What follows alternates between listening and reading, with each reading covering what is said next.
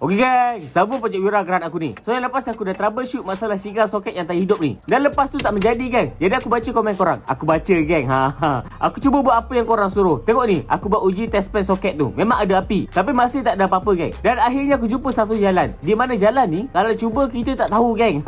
So aku buka soket ni gang. Dalam hati aku memang nak beli baru je gang, tapi kita try restore dulu. Jadi aku buka benda-benda yang ada dekat soket cigar ni. Memang aku leraikan semua yang ada dekat situ. Bila aku leraikan, baru nampak yang sistem cigar ni sangatlah simple gang.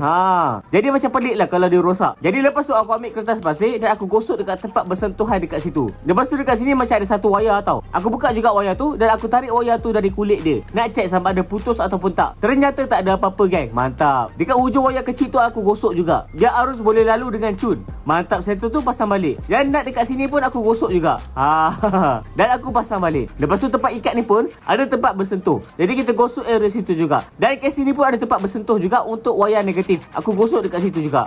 Memang kasih licin. Lepas tu saya dah gosok semua benda. Mantap. Dan jom pasang dekat kereta semula. So gang, macam mana aku buka, macam tu jugalah aku pasang balik gang. Lepas pasang balik soket dia, dan jom kita test. Aku test dengan adapter yang ada voltmeter ni. Bismillah. Tolonglah menjadi gang. Sekali aku pulas, hidup gang voltmeter dekat situ.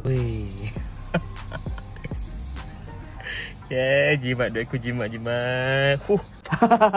Nasib baiklah aku tak beli baru gang. So akhirnya gang, aku dah boleh charge phone dekat Wira geran ni. Mantap. Hebat, puas hati. Betul lah apa yang nenek aku cakap. Kalau tak cuba, belum tahu. Kalau nak tahu, beli dekat pasar. Okey gang, jangan lupa follow aku untuk update seterusnya.